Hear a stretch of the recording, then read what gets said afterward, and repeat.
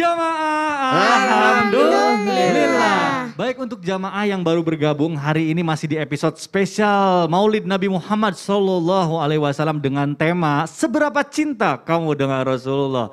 Masya Allah. Nah, ini tadi masih ada satu pertanyaan yang belum dijawab oleh guru kita Ustadz Maulana. Barangkali ada yang baru bergabung. Ustadz, saya ulang sedikit ya pertanyaannya ya. Ustadz, kita kan sebagai kaum Rasulullah SAW itu katanya saat sakaratul maut nanti kita tuh tidak akan merasakan sakit sesakit apa yang dirasakan oleh Rasul. Nah, ini boleh tahu benar nggak sih? Jadi bagaimana sehebat apa berarti sakitnya yang dialami oleh Rasul itu berarti aduh serem banget ya. Nah, ini kita pengen tahu nih Ustadz Maulana nih, mohon penjelasannya nih. Silakan guru, mohon dijawab. Bismillahirrahmanirrahim. Habib izin Ustaz Sam. Satu nasihat besar buat kita. Cintanya Nabi kepada kita itu luar biasa. Pengorbanannya Nabi kepada kita luar biasa. Kalimat yang terakhir yang beliau ucapkan ketika sakarat, salah satunya adalah menyebut-nyebut kita. Ummati, ummati, ummati. Yang lebih menyedihkan lagi, baginda Rasulullah SAW yang luar biasa, kemuliaannya, keagungannya. Beliau rela berkorban, biarlah saya merasakan sakitnya sakaratul maut ini. Sampai malaikat Jibril sendiri memalingkan wajah yang mulia. Wajahnya malaikat Jibril memalingkan, dia tidak mau memandang wajah Rasul bukan karena benci. Tapi beliau kasihan. Betapa sedihnya malaikat Jibril melihat Rasulullah mengalami yang namanya sakaratul maut. Tapi apa kata Rasul? Biarlah saya yang merasakan ini. Biarlah saya yang merasakan ini. Asalkan bukan umatku. Jadi sakit yang kita rasakan tidak sebesar sakit yang dirasakan oleh Rasulullah SAW ketika sakaratul maut. Pembelajaran besar buat kita. Ketahuilah, diangkat derajatnya, dimuliakan di sisi Allah orang-orang yang dimuliakan. Rasulullah mengalami sakit. Rasulullah SAW merasakan sakitnya. Bukan berarti ada dosa, bukan. Tapi menanggung luar biasa. Bagaimana beliau berkorban. Bagaimana beliau berkata, berharap bahwa ini biar aku yang rasakan. Umatku enggak usah. Umatku tidak usah. Jadi ketika kita melihat ada orang yang sakarat, kita jangan berkata dia lagi disiksa, dia lagi dihinakan, dia lagi tidak ada kederajat. Bukan seperti itu. Bukan. Karena bisa jadi ini pembelajaran bahwa beliau lagi diberikan kemuliaan dengan rasa sakit itu. Dan itulah sakit terakhir yang dirasakan. Rasulullah SAW tidak pernah sakit. 8 hari sakitnya itu pun untuk supaya baginda Rasulullah SAW mendapatkan kemuliaan, yakni pahala berupa sakit. Bukan untuk karena kelalaian, bukan. Kembali lagi diingatkan. Sebelumnya saya katakan beliau kuat, beliau sehat. Tapi ketahuilah. Mohon maaf, orang yang sakaratul maut bisa jadi ada gangguan. Disebutkan dalam satu riwayat, saya kutip dari kitab Irsyadul Ibad, disebutkan ada seorang yang mulia, guru, itu susah sekali sakaratnya. Dan ternyata beliau menjelaskan ada setan yang mengganggu. Sementara ada raja perampok yang dicabut sakaratnya dengan tenang. Ternyata ada palu, siap kalau kau bergerak kau dipalui. Jadi kita tidak boleh bersangka ketika kita melihat ada yang sakarat. Mohon maaf kalau kita jelaskan ketika Nabi detik-detik wafatnya Rasulullah SAW, saya rasa kita butuh waktu yang lebih panjang. Sementara FB-nya sudah angkat 0. Ya Allah, padahal ini lagi dengerin dengan seksama, masih pengen tahu. Ya Allah, terima kasih. Tapi jadi kita juga berterima kasih kepada Rasulullah SAW. Pengorbanan yang luar biasa ya. Masa kita mau malas baca salawat? Ah, itu dia. Apalagi tidak mau maulid? Aduh, Masya Allah luar biasa nih di episode Maulid Nabi Muhammad SAW ini banyak sekali ilmu yang kita dapat. Kita juga akan menggali lagi kisah Rasulullah SAW. Tapi sebelumnya saya mau ngajakin lu jemaah untuk nonton dulu tayangan berikut ini. Silakan. الحق لما أراد أن يظهر سر هذه العبودية وسر الربوبية في توليها قال لجبريل يا جبريل قم لبيك ربي انزل إلى عبدكم عبدي محمد وأنا أعلم بك قل له يقول لك ربك ما يبكيك. وصل الأمين رسول الله ربك أرسلني إليك يقول ما يبكيك وهو أعلم. قال يا جبريل مررت على هذه الآية قول عيسى في أمته إن تعذبهم فإنهم عبادك وإن تغفر لهم فإنك أنت وقول إبراهيم في قومه فمن تبعني فإنه مني ومن عصاني فإنك فتذكرت أمتي كيف يكون حالهم من بعدي. العلم سر تلك البقية بقيت للمجالس محفوظة لكم بقيت هذه الساعة محفوظة لكم. قال ما تكون حالتهم من بعدي وفي يوم القيامة فعادل الرحمن ربي علمت ما قال عبدك محمد. Ustadz, benar gak sih? Katanya nanti tuh di akhirat orang yang paling sibuk itu adalah Nabi kita Nabi Muhammad SAW. Benar gak sih? Mohon penjelasannya nih guru, silakan. Baik, bismillahirrahmanirrahim. Tapi guru Ustadz Maulana Habib Muhammad, King, Mas Mikdad serta guru-guru kami yang dimuliakan Allah Subhanahu wa taala.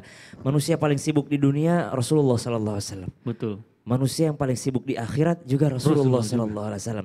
Tapi bukan sibuk untuk dirinya sendiri.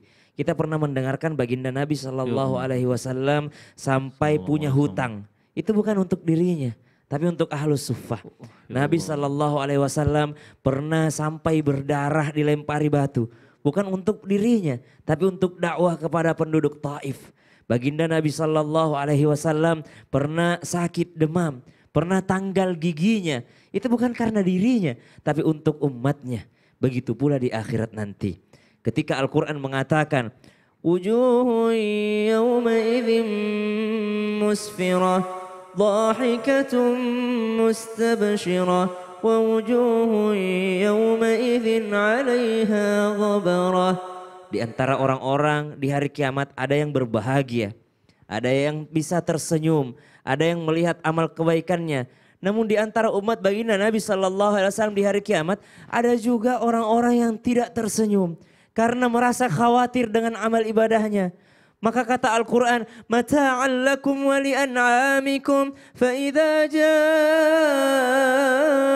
ja'atis sakhah yawma yafirrul mar'u min akhihi. Hari di mana orang-orang berpisah dengan saudaranya. Wa ummi wa abi. Seorang anak berpisah dengan ayah bundanya. Wa sahibatihi wa bani. Seorang yang di dunia mengatakan bahwa engkau adalah sahabatku di hari kiamat akan berpisah dengannya. Bahkan orang tua yang bersaksi bahwa dia sangat mencintai anaknya di dunia. Di hari kiamat mereka akan berpisah dan meninggalkan anak-anaknya. Disebabkan karena apa? Likulli imri'im minhum yawma idzin sya'nun yughni. Disebabkan karena mereka sibuk untuk memikirkan amalnya sendiri. Datanglah seorang anak kepada ibundanya. Mama, dahulu engkau sering menolongku, tolong aku sekarang. Kata ibundanya, aku tak mampu menolongmu nak. Ibu sekarang menolong dirinya sendiri. Bahkan para umat, para manusia datang kepada Nabi Adam alaihissalam. Wahai Nabi Adam alaihissalam, engkau adalah orang yang pernah di surga. Sekarang mintakan kepada Allah untuk mengampuni kami, menyelamatkan kami. Kata Nabi Adam, aku sibuk mengurusi dosaku sendiri. Nabi Ibrahim alaihissalam, Nabi Musa alaihissalam, Nabi Isa alaihissalam. Namun di antara pemandangan tersebut ada seseorang yang sedang bersujud menangis meminta kepada Allah. Di antara pemandangan ini ada seseorang yang bersujud lalu mengatakan dalam doanya, ya Allah, aku tidak akan mengangkat kepalaku, aku tidak akan berhenti bersujud kepadamu sebelum engkau menyelamatkan umatku. Dan dia adalah Rasulullah sallallahu alaihi wasallam. Di saat semua nabi menolak untuk memberi syafaat karena tidak mampu memberi syafaat. Namun baginda Nabi SAW mengatakan, ya Allah, takkan ku angkat kepalaku sebelum engkau memberikan minum terhadap umatku di telaga Al-Kautsar.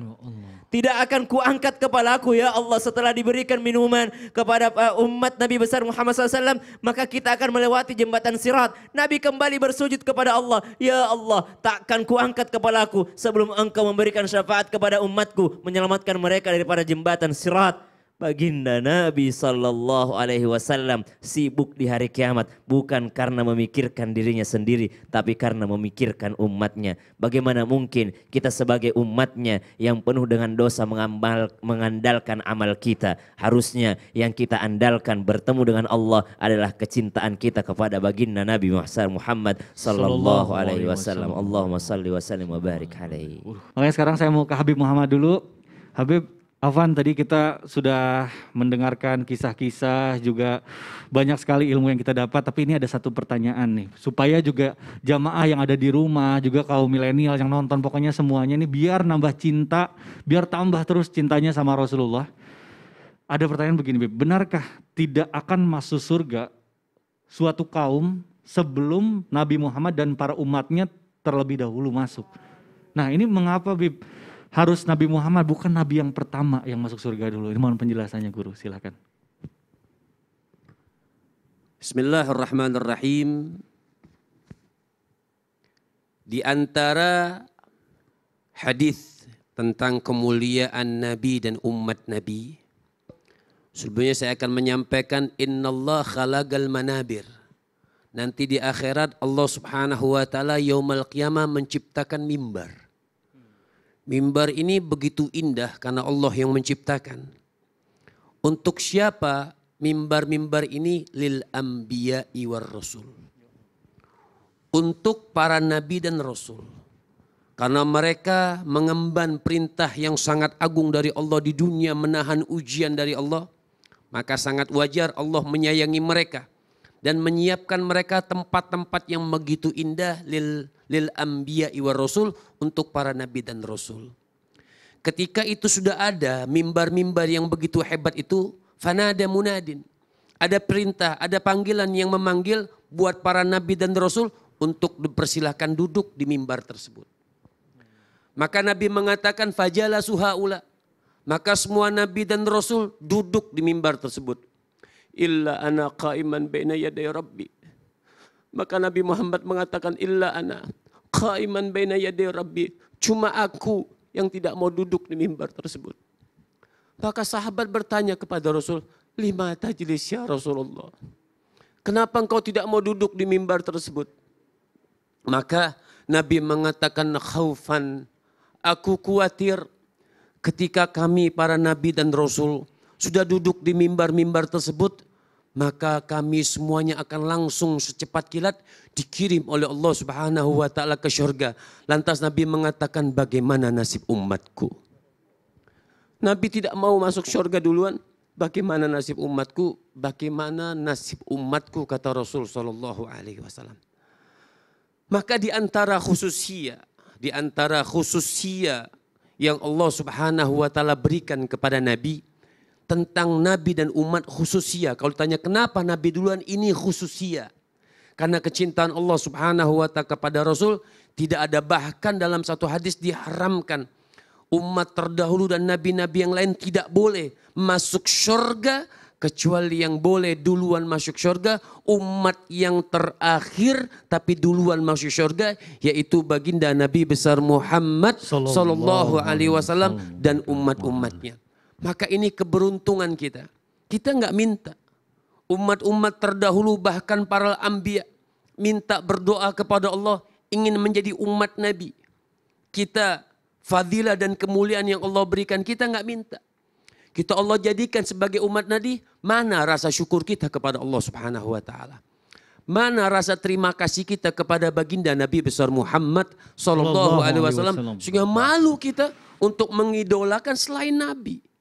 Ini momen maulid, malu baca diri kita, lihat diri kita. Nanti siapa yang akan menyelamatkan kita di akhirat Allah Subhanahu wa taala kecuali baginda Nabi besar Muhammad. Nabi enggak bergeming dari timbangan, ada timbangan baik, timbangan buruk. Nabi tidak keluar dari timbangan tersebut kecuali umatnya semua ditimbang. Nabi enggak mau masuk surga kecuali umatnya semuanya mendapatkan ampunan dari Allah Subhanahu wa taala. Mana rasa syukur kita kepada Allah Subhanahu wa taala? Cuman mengingatkan saja, jaga lisan kita, jaga tulisan kita. Yang mau maulid silahkan, Masya Allah. Dengan keyakinan tradisinya cinta kepada Nabi SAW. Yang tidak mau maulid, jaga lisan kita. Tidak usah menyalahkan, memusyrikkan, membid'ahkan.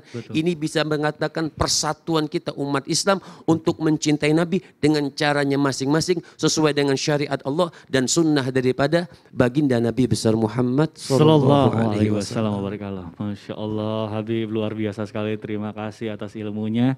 Jamaah jangan kemana-mana karena setelah ini masih ada segmen yang ditunggu-tunggu, yaitu segmen Al-Quran Menjawab yang insya Allah akan dibawakan oleh King Faisal Jim dan juga Ustadz Syam, serta kita akan doa bersama agar kelak mendapatkan syafaat dan pertolongan dari Rasulullah Sallallahu Alaihi Wasallam. Tetap di Islam itu Indah, jamaah oh jamaah, alhamdulillah.